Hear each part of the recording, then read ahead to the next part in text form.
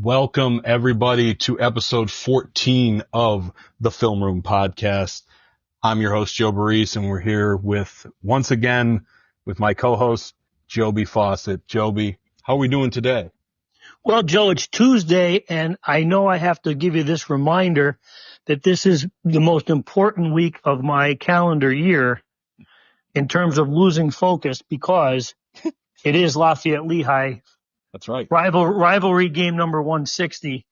So I'm a bit distracted all week, looking forward to attending the game amid the 40-degree temperatures that are anticipated on Saturday in Bethlehem. But we're hoping to cheer Lafayette on to a big victory over Lehigh and spoil the Mountain Hawks' pursuit of a Patriot League championship, Joe. So there you go, Joby. And you're having a bit of phone problems today, Joby. Well, yeah, Joe, again, when your phone is probably, I want to say about 30 years old, you're going to have problems. You know, I'm not in your tax bracket, Joe, you in this young generation where you get a new iPhone every couple of months. I've got to get mine from a consignment store or, you know, the ones that they're getting rid of. So I just do the best I can with what I've got, Joe. That's right. Hey, let's roll with it. If you drop out, now everyone knows why you did, and I'll be running solo. But that's correct. That's fine.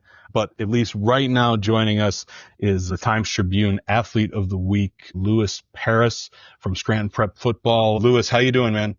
I'm doing good. How are you? Yeah, very good, very good. This weekend, Lewis ran for 161 yards and 2 touchdowns, passed for 99 yards and a score, and a 28-6 win over Wyoming area to give the Cavaliers their 4th consecutive District 2 Class 3A football title. Let's start there, Lewis. You know, winning another district title and I mean, against a very, very tough 3A classification. I mean, what did this mean to you and the guys? Yeah, I mean, going in, it was a big game for us, obviously. You know, they're both 11-1. We knew it was going to be a physical football game, and it was. You know, we're just happy to come away with our, 4th district title. And, that's obviously our goal at the beginning of the season, get a district title. But now our focus is on trying to go into a deep state playoff run.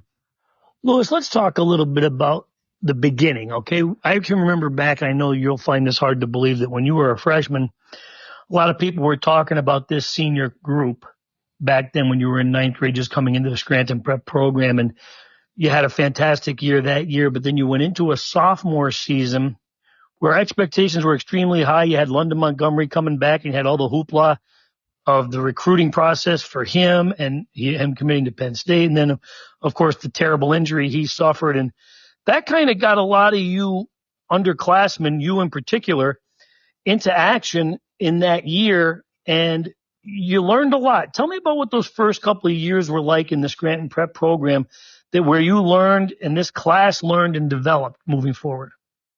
Yeah, I mean, going into the season, we were expecting to have London, obviously a phenomenal football player, even better kid, great leader. After that injury, we were all kind of down a little bit, but we knew that, the season was so, we still had to move forward no matter what. And, that sophomore year, I think there were 6 or 7 of us sophomores that, had a pretty big role in that season. So, I think that helped us. Obviously we had some growing pains a little bit early, losing to Lakeland and Scranton, but, I think that's helped us now because, we really trust each other and, we know we could rely on each other now. Yeah, Lewis, tell me a little bit about your development as a quarterback. You're kind of unique because you really have this, just your build. You're kind of a punishing running back, but also it can throw the ball. I mean, how have you how did you develop as a quarterback in that way? Yeah, I mean, I never started playing football until freshman year. So, we had a pretty successful freshman football season. And then going into sophomore year, I only had 1 year of football, but obviously the speed's a lot different going from freshman to varsity. So, I had kind of had to learn pretty quick there, but, it was just, Coach Bill did a great job coaching me up and all the coaches. And, I think I've improved in all phases of my game, but, I enjoy running the ball, but when I have to throw the ball, I'm able to do that too now. Lewis Parrish, Scranton Prep senior quarterback and team leader, joining us here on the Film Room podcast. And Lewis, so you talk about all that you learned and the experiences you had early on in your career. What has it been like being a part of this Scranton Prep varsity football program that has been so hugely successful during your career? And certainly before you got there, Scranton Prep kind of started to get itself going in the right direction with some district championships. What's it like being a part of that and contributing to the legacy of this program? Yeah, I mean, it's obviously a special program. We've had a lot of success over the years and, had a lot of good kids, but, there's been great coaches too. It's been a consistent coaching staff and, they've done a great job, especially, past couple of years. And my class, I think we're pretty talented. We're a tight knit group. We're just really, we're going to try to, get us over the hump a little bit. Prep's had some good teams, but always end up losing in the state playoffs. And our goal now is to try to make it to the state championship. And when you speak of those your team, Lewis, I kind of like to ask people this, but what teammate or teammates have kind of impressed you the most this year in their development? Yeah, I mean, like specifically the senior class or just all. Yeah, wherever you want to go. Absolutely. Yeah, I mean, I think we have a pretty special senior class. We've been pretty successful. We've won a lot of football games, but it's just a group of guys that no matter what, we know that we have each other's backs. And, a lot of that comes from the experience. We've been in a lot of tight football games, especially this season with the bigger schedule. And, I think, like I said, a lot of us played as sophomores. So the trust has been built there. And, we're just trying to take the next step. Lewis, let's talk a little bit about the offensive line there at Scranton Prep, and especially this group. Because to be successful on the offensive side of the ball, like you have been as both a runner and a throwing quarterback, you need those guys up front. First of all, they're massive. And second of all, they are an extremely well-coached unit that really works hard to execute the game plans. Tell me about how special a group that is for you at Scranton Prep. Yeah, I mean, I love those guys up front. They protect me, and every week we go into a game knowing that up front's going to be big for us. We like to run the football. That's kind of how our offense is. We run the football and the pass game comes off of it. But, I can't speak enough good things about those guys and Coach McShaffery does a great job coaching them up every week. They work hard. They worked hard in the weight room these past, the senior guys, I've been with them for 4 years, and even the younger guys that are stepping in there, they've done a great job in the weight room. And, we really rely on them going in every week because we like to run the football a lot, and they know that, and I think they enjoy that.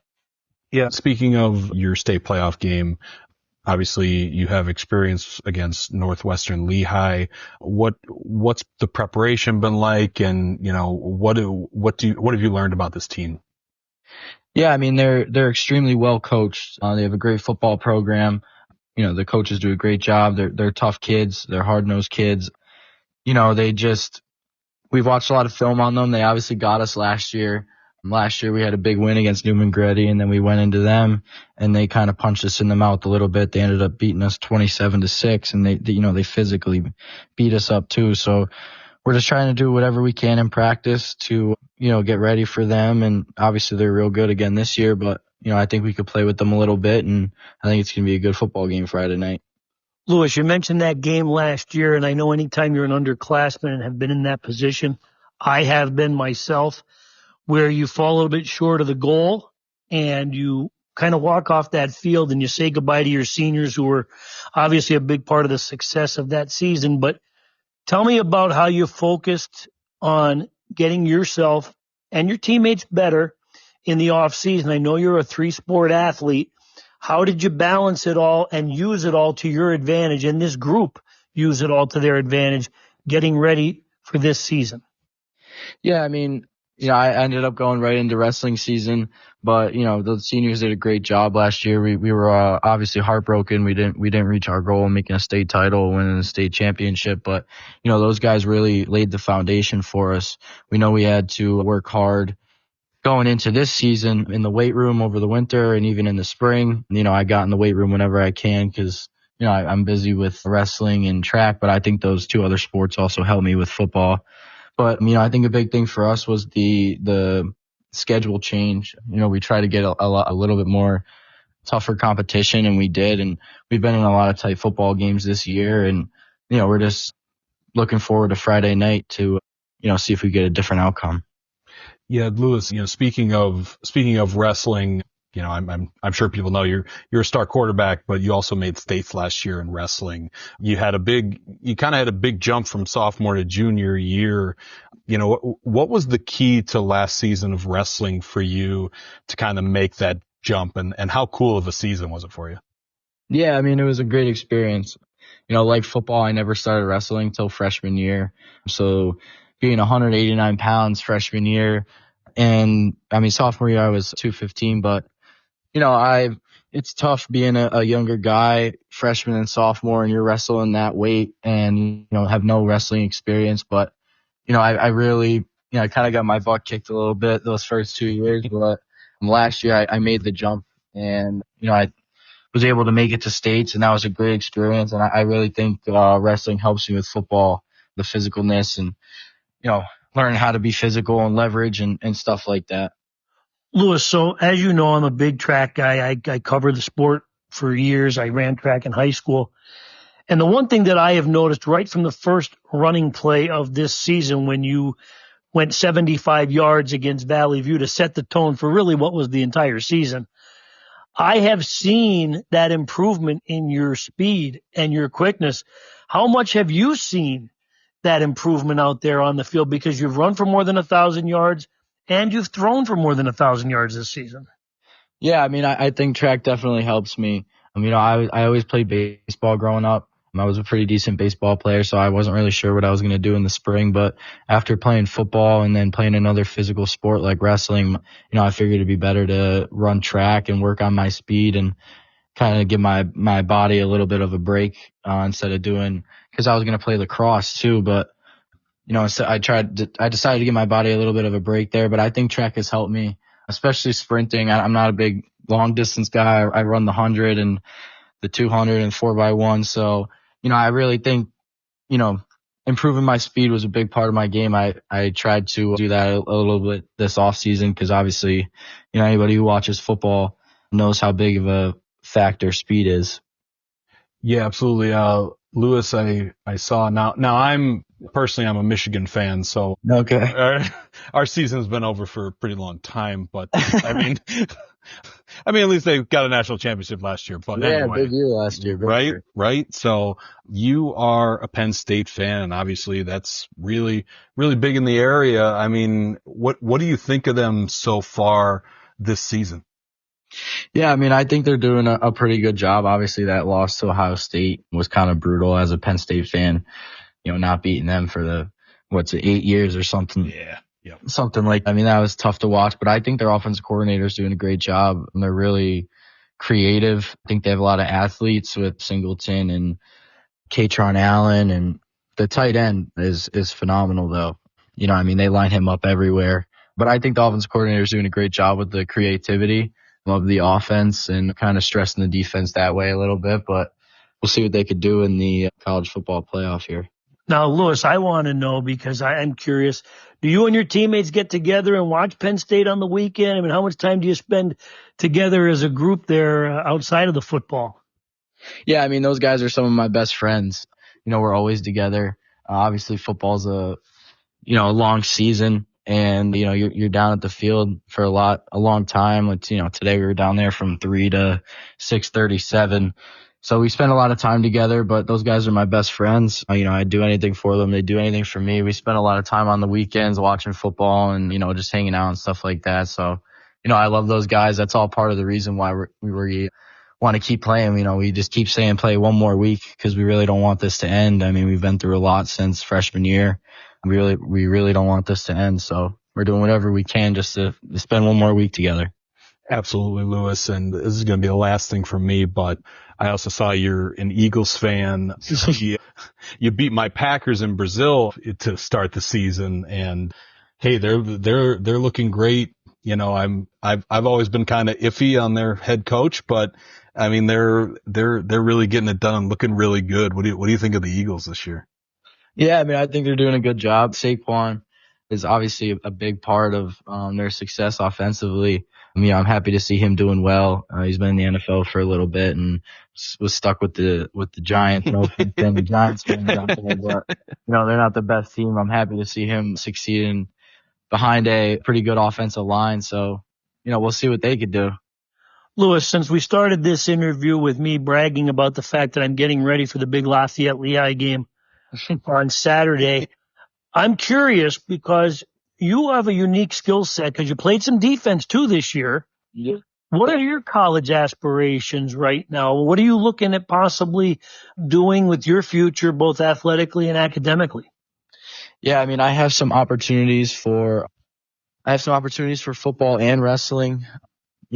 Those schools are, I've been in contact with some schools about that. I'm just trying to take it day by day and, see what happens. Maybe a school comes along here in the end that I was never expecting. But, hopefully we can make a deep run at the state playoffs here and, maybe get a few more looks. But, right now I'm just trying to focus on, the team and, it's been a great 4 years, been surrounded by great people, just trying to go out with a bang here.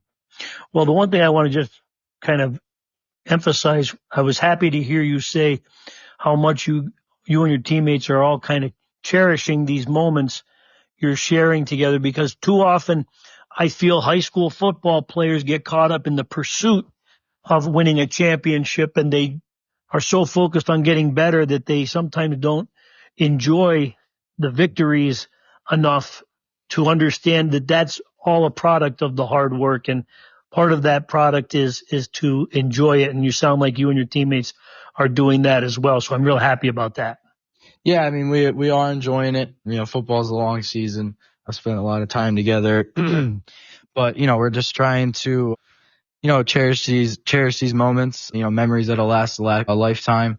Obviously, I think that's important. If you are trying to get better, you have to really enjoy it in order to really take that next step. So, we're enjoying these moments and, looking forward to Friday. Absolutely, Lewis. Hey, yeah, thank you so much for joining us. We appreciate the time. Good luck at states. Good luck in wrestling season when that comes. Good luck with the rest of your athletic career here. There's plenty of big times left, so enjoy it, my friend. Thank you. I appreciate it. Thank you a lot, Lewis. You're a heck of a young man, and you always come up and say hi to me, and I want to wish you the best of luck. I'll see you on Friday. Thank you. I appreciate it. Thank you guys for having me on. Thanks, Lewis. Appreciate it, man. Bet. All right. That was Lewis Baress, our Times-Tribune Athlete of the Week. Great kid. Joe, you could spend an hour talking to him. I know. No, we could have done the whole show, but and maybe we should have. We'll find out. But Joe, just kind of, as a backup on that, follow-up is just listening to him articulate his responses. Clearly, he's an outstanding field general and a team captain at Scranton Prep in all of his sports. Okay. Exactly. He's clearly has a great background. He's a well-spoken young man. The future is extremely bright for him. And, just watch how he plays in a football game. No matter the situation, he always remains calm. The game has slowed down around him. Yeah. And he's so mature that he's really the main weapon on what is an extremely talented Scranton Prep football team. And I really think that you can never put a gauge on what motivation means to a team.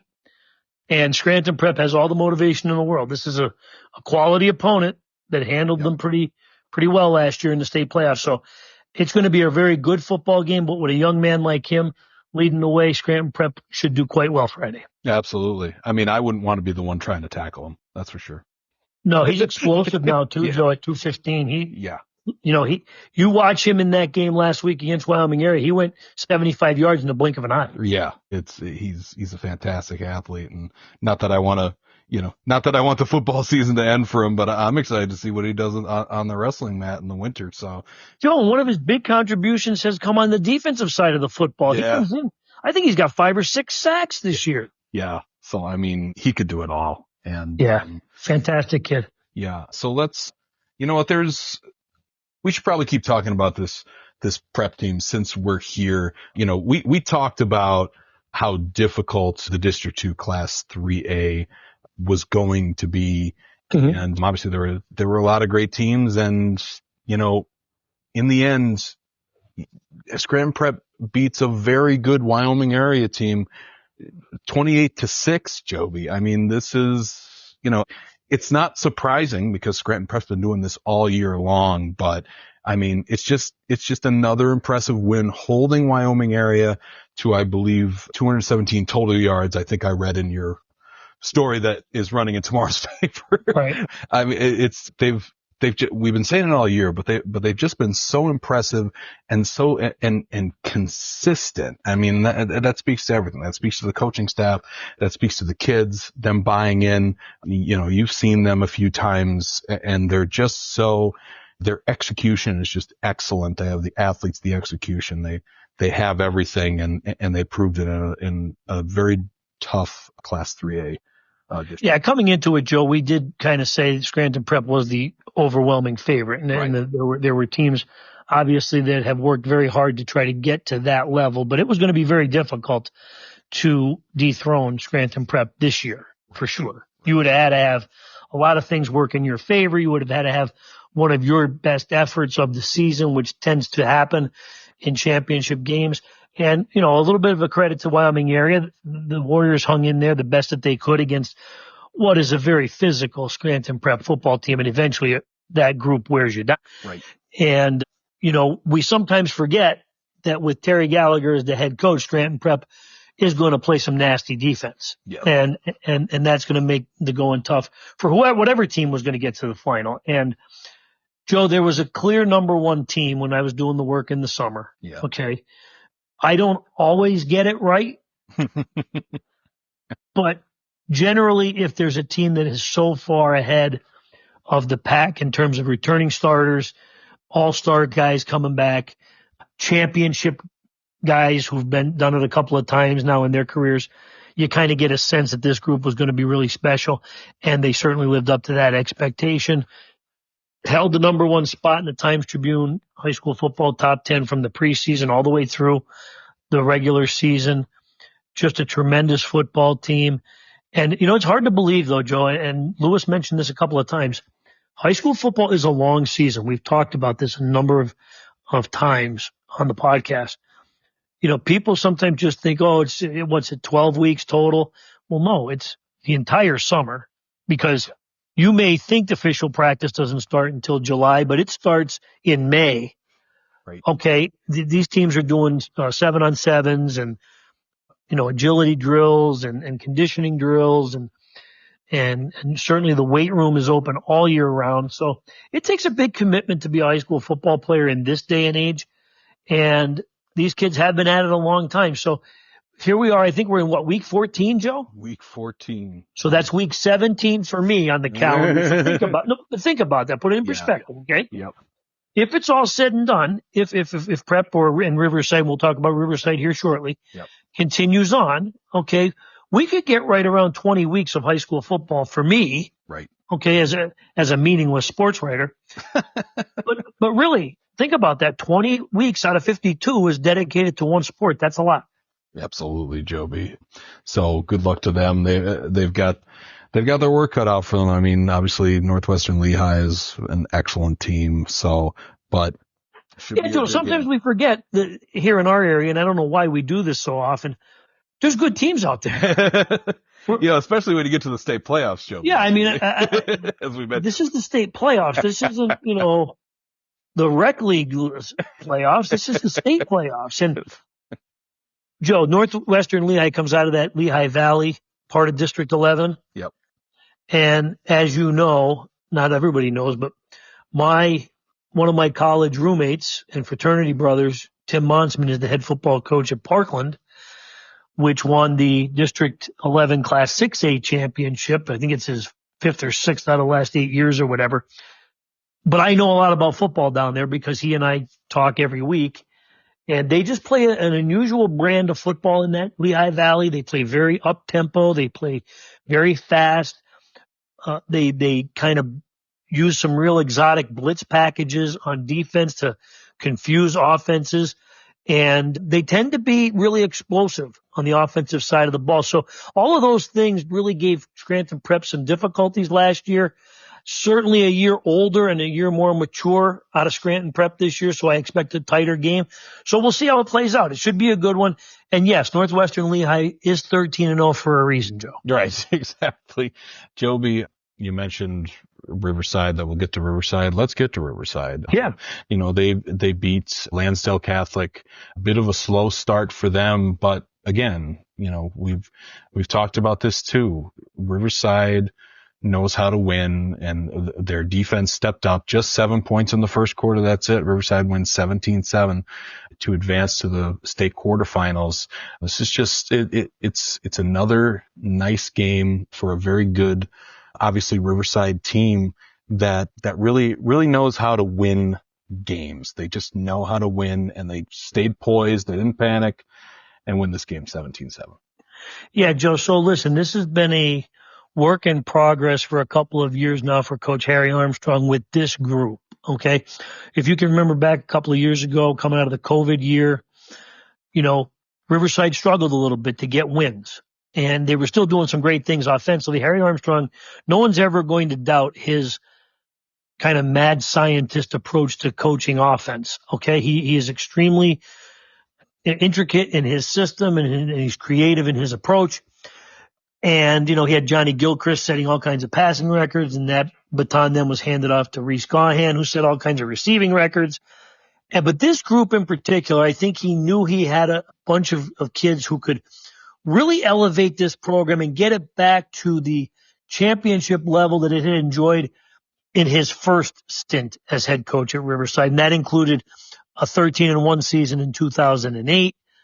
A trip to the PIAA Class 1A final in 2010, a trip to the District 2 Class 2A final in 2007. So all these records and things were really nice. It brought media attention and statewide attention to the Riverside program. But I think he really ultimately wanted to get back to winning consistently. Right. And he did that with this group. He converted Chase Tedonio to quarterback from running back. He kind of put a lot more responsibilities onto the broad shoulders of Richie Kostoff. He had Tavion Branch end up becoming one of the real dominant forces on both sides of the football, and he's now an NCAA Division I prospect with scholarship offers from Penn State, Oklahoma, you name it. People are looking for him. He's got dynamic receivers with Jerry Rose and J.J. Rogers. He had Braden Rose early in the season. So he's done a real nice job with this team, took things one game at a time, and now he's kind of kind of changed his character a little bit and gotten into this power football game to lock down the district championship against Dunmore, and then beat Lansdale Catholic last week in the state playoffs for Riverside's first state playoff win since 2010, and its first win in the state playoffs at Class 2A. Right. So Riverside's playing really solid football. The confidence has grown with each week. Really bounced back well from that 42-7 loss to Lackawanna Trail in week 10. And Harry Armstrong said to me after that game, Joe, that sometimes you can learn a lot about yourself and the character of a team in a loss more than you can in a victory. And I think this group kind of got a little bit of a wake-up call in how quickly the season was ending and what was in front of them. And now they're certainly taking advantage of every opportunity, and they'll be in the quarterfinals here against District 11 champion Williams Valley on Friday. Yeah, Joby, and obviously we had Chase Tedonio on as a guest, our athlete of the week last week. And in that game, I believe he had 22 carries, and he seriously and jokingly kind of said, like, I think it's the most I've had in my career. This week he had 31 rushing attempts. You know, it speaks to exactly what you're saying, with Coach Harry Armstrong seeing what works, attacking the games in different ways. It's just really impressive. And then there's players stepping up and, doing their job. You've obviously mentioned Tavian Branch, Santino D'Amico, hits a field goal, makes his extra points. I mean, this is a close game, 17-7. That stuff absolutely counts. JJ Rogers hopping on a fumble after Riverside ties the game at 7 in the third quarter.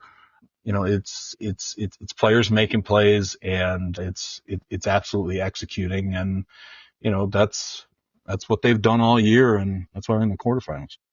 Harry Armstrong will appreciate this reference if he's listening at some point to the podcast, but he is also a Lafayette grad, and he played football there for the Leopards. And it's always very difficult to have a Leopard change his spots.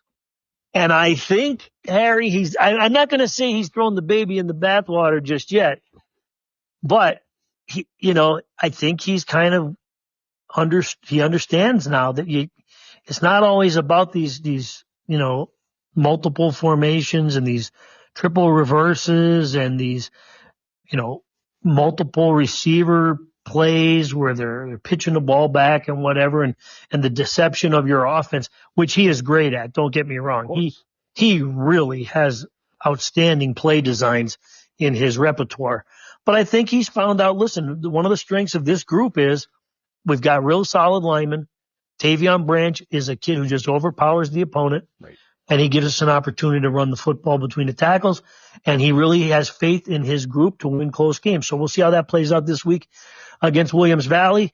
For those listening who remember that Williams Valley has had a little bit of trouble against District 2 teams recently, in particular last year, I believe Dunmore eliminated Williams Valley in the state playoffs. And so if that gives you any indication of where we're at in terms of what kind of matchup this is, every year it's different. Every team is different. But I think that, this is a game where if Riverside plays really well and kind of sticks to what Harry Armstrong wants to do, I think, they're going to give Williams Valley all it can handle on. Absolutely.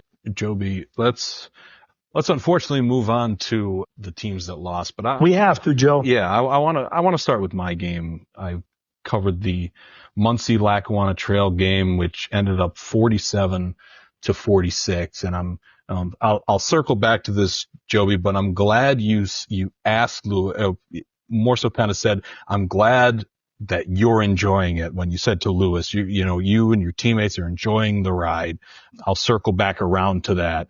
But this game was quite a track meet. This was unbelievable. I mean, you have it in your LFC awards, the two teams combined for 1,070 yards, 44 first downs, 888 yards rushing, and 5 touchdowns. And 5 touchdowns and more than 50 yards. I mean, this game was crazy, Joby. It just went back and forth, and Muncie has, and we talked about him, state champion wrestler, Oklahoma State commit, Austin Johnson, who lived up to the billing. You couldn't, if you didn't swarm him, he would go down on the third hit. He was not going down on that first hit. He ran for 278 yards, 3 touchdowns on 24 carries, and added a 32-yard touchdown on a screen pass to boot, and the game-winning 2-point conversion. But the player I really want to highlight here, who had insane numbers that I don't even think I could put up if I were playing Madden, Isaac Ryan of Lackawanna Trail, 305 yards rushing on 21 carries, 3 touchdowns, 3 of 4 extra points. He kicked a 30-yard field goal, 2 2-point conversion runs, and, just to boot, 2 interceptions on defense. This was an unbelievable effort from Isaac Ryan. Talk about leaving it all out there. I mean, he could not have done anything more to help will this Lackawanna Trail team to victory. And obviously we've talked about Demetrius Douglas as well. who had a big game stats wise as well, 165 yards, 2 touchdowns on 23 carries. What is missing from the stat sheets is he is great in blocking, run blocking, which really helps bring Isaac Ryan for a lot of runs as well. But, and also speaking of Isaac Ryan, there was one run where he broke 5 tackles on the way to the end zone.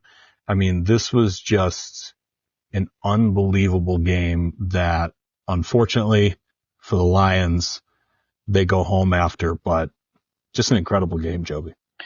Yeah, Joe, you mentioned, we are obviously as sports writers here, we're extremely happy for Scranton Prep and Riverside moving on and advancing into the state playoffs.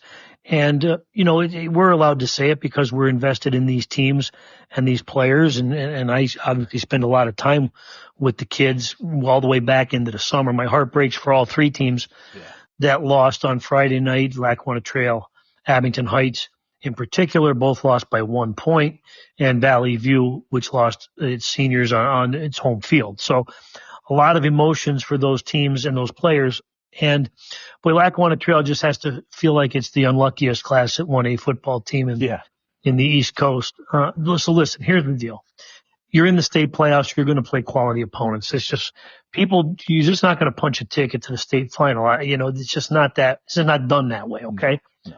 We got spoiled a little bit there because we had a pretty good run where Riverside and Dunmore and Old Forge and Lackawanna Trail went to state finals. Okay. It's not easy to get there. If it was, everybody would get there. Okay. Exactly. But yeah, in the last 2 years, you look last year, Alex Irby from Steelton Heights fired the state's all-time leading passer, knocked Lackawanna Trail out of the state playoffs which was a phenomenal effort he gave in that game. And in Lackawanna Trail, I believe, had the second most offensive points scored against Steelton Heights player last year, which went on to win the state title, but still lost by 14 points, okay? Or 21, whatever it was. But in this instance, you're really, really heartbroken for them because it came down to, Austin Johnson, you're a Division I athlete. Right. He's on a different level. I mean, right. The kid is a state champion wrestler. He's built differently. He's big. He's fast. Everything he does is at a different level than everybody else on the field. And he proved that. But I will say, what a great job by Isaac Ryan and Demetrius Douglas and the like. Lackawanna Trail kept answering the call and kept coming back and eventually took the lead, as you mentioned in your tweets and in your game story, and just couldn't find a way to stop Austin Johnson. And he may end up being the state's player of the year, Exactly. Yeah. So great job by Lackawanna Trail this year, 11-2 coming off of last year. They're going to have a lot of guys coming back, but I do feel for some of the seniors there because it is a long journey to try to get back. And, it's always very difficult emotionally to have your season end, and certainly did so in grand fashion and without giving up. Okay. Muncie needed a 2-point conversion to win it. And then Trail went right down the field. Joe, correct me if I'm wrong, had the ball inside the 50 and was making some headway there. Yep. Just a big interception late in the game by Muncie. And that's where the state playoffs are different, Joe. Yeah. Both teams have playmakers. Right. So, it's just a matter. Sometimes it comes down to who makes the last play. But great season from Coach Steve Jervis and his group there at Lackawanna Trail. Tremendous job by them. Yeah, and I'd be remiss if I didn't mention the offensive line. I mean, I guess it speaks for itself. I mean, there were almost 500 yards rushing for Lackawanna Trail. Joe, you run for 500 yards in a playoff game, you should win the game. Exactly. So, and I want to talk about this because, like I said, you mentioned this to Lewis. We joke about our athletic careers, Joby, but like you've been in big situations. I've been, the 8th man in big situations. You've been in the arena, Joe. On the basketball court. So, I used the wrong words after I interviewed Isaac Ryan. First of all, it's really great that these kids, after a heartbreaking loss, can talk to us, and we really appreciate it. But when I was done, I said congratulations, and I really meant to say was, you had a great year and you had a great game, and you should hold your head high, and everyone from trail should hold their head high. These are obviously things that will be better with time, and you'll look back on them with pride. I mean, if we're going back to, let's talk a little bit about me. So, which you like to do sometimes. Which I like to do. And heck, Joby, it's our show. So that's right. Your name's on the banner. That's right. So wind the clocks back to Holy Cross basketball. We're in the state quarterfinals against the District 2 killer Emotep Charter. Mm-hmm. And it's a phenomenal game. I mean, Emotep had great athletes. Obviously, you know the players on my team, Nico Fascioni, Joe Gibbons, Louis Cipriano, just everybody. And it's kind of a slugfest. And I actually think you were there, Joby. If I'm not mistaken. But yeah, it gets down to it. Joe Gibbons ties the game on a putback with about 5 seconds left. Emotep inbounds the ball off a timeout, and they hit a layup at the buzzer, and that's it. It's over. And that's really something, when you speak of Austin Johnson, we were in the same classification as a player that people will know, Terrell Pryor, who ended up going to Ohio State and then eventually the NFL. He played for Jeanette, won a state title in both basketball and football, if I remember correctly, that year. And, it's something that these kids are going to look back on. I mean, I hope they enjoy the journey in the moment, but it's something they're going to look back on and be like, wow, we were competing with some great athletes, and we went toe to toe with them. Another thing I want to mention is, Isaac Ryan is a junior, so he's got one more year. And, he was, he did the interview through tears because, not only, obviously you're sad about the loss, you're crushed after it, but, guys like that, for the underclassmen, they want to win for the seniors. And, and like, you could see that he's just like, he was happy to be a part of that group, but just crushing that they couldn't do it for that senior class. And it kind of brought me back to Louis Cipriano after that game. He went to me and all the seniors and hugged us, and he went into my ear and said, "We're going to win it for you next year." These underclassmen care about the seniors. And oh, yes. It speaks to the team as a whole. It's just, these guys are going to look back on this and smile. And, it's tough right now, but there is no doubt they put up a hell of an effort. They sure did, Joe. And that scene probably played out in Milton with Abington Heights, with all of that, all the adversity that group has faced. Yes. Throughout the course of their high school careers, and then to have an extra point block be the deciding factor in a state playoff game at the Class 5A level, losing your starting quarterback in Nick Bradley and having Sean Theodore, a former quarterback, step into that role after being the team's leading receiver and having a great game against Hollidaysburg. And, the kids really responded from Abington Heights and gave a heck of an effort in a game where, quite frankly, once Nick Bradley wasn't going to be able to play, people probably put them on the back burner and said, listen, this is going to be, just be happy you're in the game. And Abington Heights came within a whisker of pulling off a victory and advancing to the quarterfinals themselves. And what a great job by that coaching staff, Joe Repshis and Greg Justave and all of his assistants there. And look, that program was dead in the water. They got the SMU treatment in 2020. Right. Didn't have a football program because of the COVID-19 pandemic. Weren't allowed to practice, weren't allowed to gather, weren't allowed to work out in the weight room together.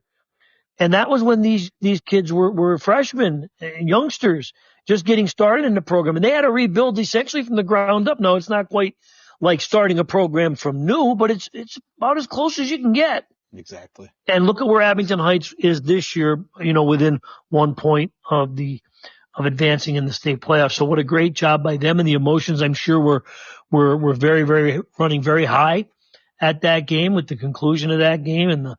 And I hope, like, as you've said a couple of times now, that those kids do get a chance at some point to look back and say, boy, we really accomplished a lot in our athletic careers here at Abington Heights. And hopefully at graduation, when the ceremony is held and you're accepting your diploma, you say, boy, I had a heck of a football season and a great football career in helping to rebuild this championship program. And the same can be said for Valley View. Yeah. Joe, last year it was extremely difficult for those kids from Valley View. Lost to Dallas 21-18 in the District 2 final, which that's a hard thing to deal with emotionally to begin with. And then naturally you would like to see that team go on, but then to see that team go on all the way to the state final and think to yourself, boy, we were within 3 extra points of possibly even having a chance ourselves of reaching the state final. So there was some emotion there.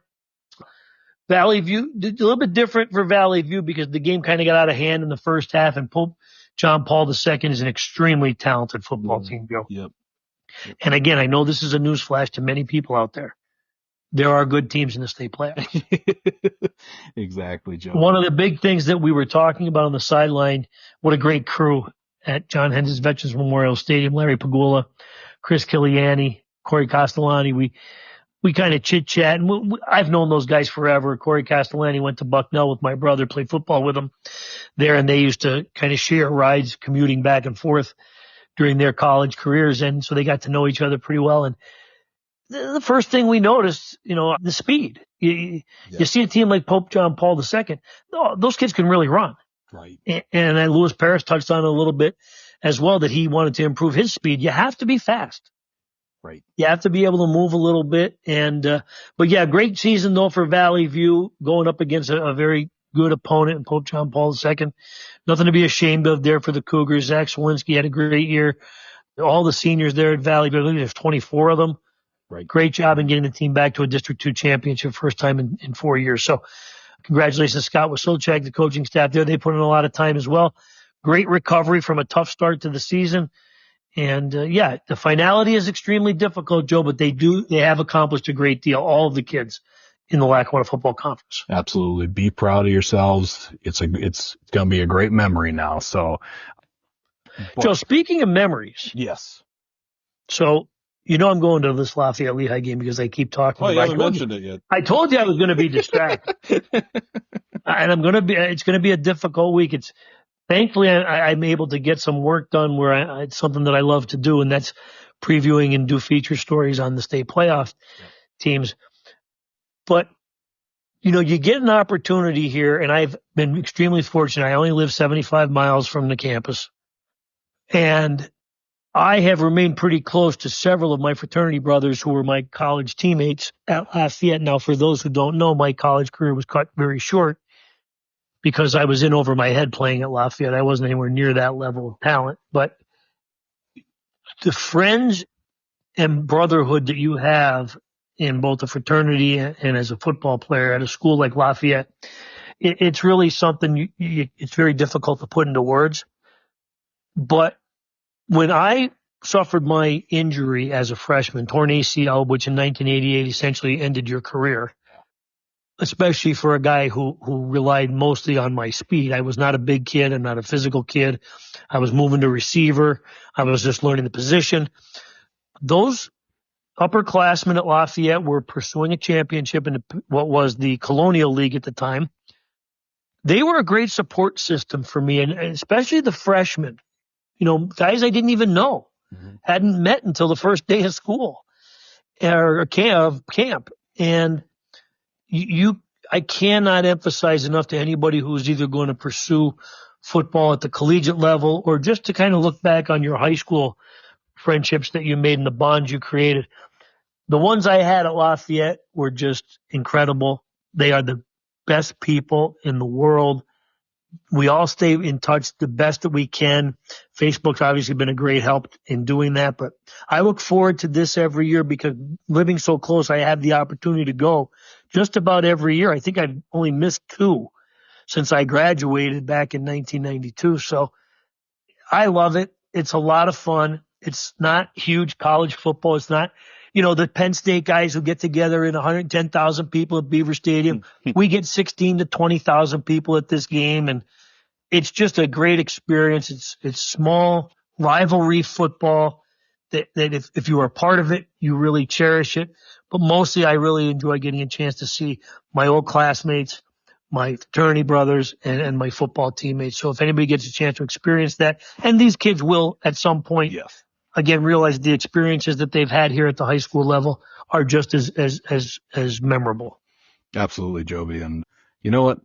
You have a good time on Saturday. You have absolutely earned it. Well, Joe, listen, the best part about that game is now it is for the Patriot League Championship for Lehigh. Last year, Lafayette won the Patriot League Championship in that game. The game was at Lehigh again, so we're playing back-to-back years at Lehigh, which is not horrible. It's a wonderful stadium there. Great, beautiful facility. We do have some Valley View Cougars, former Valley View Cougars in the Lehigh roster. Yep. Okay. Mm-hmm. Aaron Crossley from Wyoming area is also a running back at Lehigh. So we have a little bit of local connections there. So, but I enjoy it. I enjoy getting together with my teammates. If Lehigh is somehow able to upset Lafayette, it will win a share of the Patriot League Championship. So we'll see. A lot of pressure on Lafayette, but John Troxel is the head coach at Lafayette, Joe. He was a teammate of mine. He was in my fraternity. He came in as a freshman and sophomore when I was a junior and senior, so we're very close. Been through a lot together during our college years. We stay in touch. So I think Troxel's going to have them ready. We'll see what happens. Sounds good, Joby. Sounds good. And like I said, have fun. Don't get too into the game. You just enjoy yourself. Joe, one of the things about me that you and many people don't know is that I do tend to find a way to have some fun. Yeah, good. You deserve it, my friend. As difficult as that challenge is at times, Joe. Yeah. Sure. I hear you. Joby, I guess other college football. Talked a little bit to Lewis about it. Penn State destroys Purdue. Now they're number 4 in the college football playoff rankings that came out tonight. We are. Joe, listen, I used to get a great charge out of having the dangerous one Donnie Collins on when he and I used to discuss Penn State football. And one of the things we used to always love to kind of harp on or kind of beat up a little bit was the bias toward the SEC. I've never seen anything like it this year. It's incredible. and I'm a big guy I'm one of those, believe it or not, I'm in the camp of, clearly they play a much more difficult schedule than most teams in the country do. But again, it's the kind of the dual-edged sword, Joe. Right. If you have the best players and you have the best teams, well, that's one of the drawbacks. You got to play a tough schedule. That's right. Okay. It's not Indiana's fault. No. And I'm not saying Indiana's anywhere near as good as Georgia or Tennessee. Right. But the whole notion, the whole idea of having a 12-team playoff was we were going to eliminate some of this arbitrary, people's court type, debates on who should be among these 12 teams. But the season isn't even over yet. We've still got 3 football games to play, and we've got Georgia campaigning like it's politician running for office. Come on, guys. Let's let the games play out. I give a great idea. Let's get Judge Judy and the schools can debate. Now that would be a show. I'd love that. That would be hilarious. Joby, where's Michigan in the CFP? Joe, listen, you got your champ. You're still the champ. That's right. You've got some time to enjoy this and keep rubbing it in everybody's face that, hey, listen, Michigan's the defending champions. Yep. Now, you're not going to get a chance to defend it. Of course not. But Joe, that happens. It's the honeymoon season. You're right. It's not even the honeymoon season, Joe. This happens sometimes on the high school level as well. Mm-hmm. Okay? Mm-hmm. Listen, if you have a talented class and a group that I think Michigan had, 8 or 9 players drafted to the NFL from last year. Yep. Well, look, you're going to take a hit. That's fair, Joby. That's fair. Holy smokes. We can't win every year? Well, there are schools that believe that they win every year, even when they lose. Of course, Joby. Oh, my God. But, yeah, no, just enjoy. This college football playoff is going to drive me nuts because I've heard from 1 million people now. 1 million's a big number, but let's just use it as an exaggeration anyway. Now we got to go to 16 teams. Okay, and then Yeah, exactly. And then when Team 17 is left out, and that team is Georgia or Alabama or from the SEC, then we're going to have to move to 24 teams. That's right. And the next thing you know, we're going to be an open tournament. The regular season's not going to exist. I mean, these are the things that do happen. And Joe, I've been a staunch critic of the state playoffs in football. Mm-hmm. At the high school level. The 6 classifications, I'm not a big fan, as you know. Right. I'm one of the few sports writers in the state who vehemently is against it. I preferred the 4 classifications. I think you got a more true read of who the best teams were in the state that way. But it doesn't, of course, lessen the achievement. No. But you lead yourself into expanding these playoffs, and boy, it just kind of loses a little bit of luster. No, the regular season does, Joe, and I'm sorry about that. I want the regular season to mean something. Right. And I want teams to try to work to be undefeated. Right. And this model does not lend that to be the motivation. Absolutely. You don't want an 0-10 team making the playoffs? I'd like that practice to end. That's fair. That's fair, Joby. So, hey, your Rams won. Joe, that leads us into the Rams and Eagles this week. Yeah. Yeah. Sunday Night Football. It's gonna be awesome. Can't wait. It's going to be awesome. So now the Rams are a 500 team, as I mentioned early in the year. We'll see. We'll see. But they're not making the playoffs, Joe. All right. Okay. Packers escaped with a victory over the Bears. They sure did, Joe. Nice block field goal. That's right. Special teams, very important, Joey. You know it.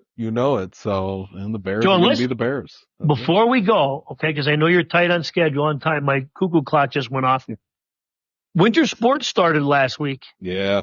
Practicing. So we're hopping right back into it, Joe. The deeper we go into the football playoff season, the closer we get to the tip-off of the winter sports season and the mats and everything else, you're going to be putting in some long shifts coming up here in the winter. Man, you too, Joby. Joey. There's no breaks, Joby. No breaks. No. You'll be in the wrestling room. You'll be on the mats. That's right. Yeah. Here we go, baby. It's gonna be exciting, Joby. Let's sign off. But before we do, thank you to Lewis Baress for joining us for a great interview to start the show. Absolutely go to the website Friday night. We will have the 2 state quarterfinal games up on the website. Why wait when you could read it right away online at the Times-Tribune.com/sports. And Joby's got previews and capsules and stories leading up to those 2 games all week, starting with tomorrow. And yeah, so follow along. And Joby, I don't know if you've noticed, but for some reason, this podcast, it'll cut off before we stop actually talking, before we end the show. So you never know when it's going to cut out. When I've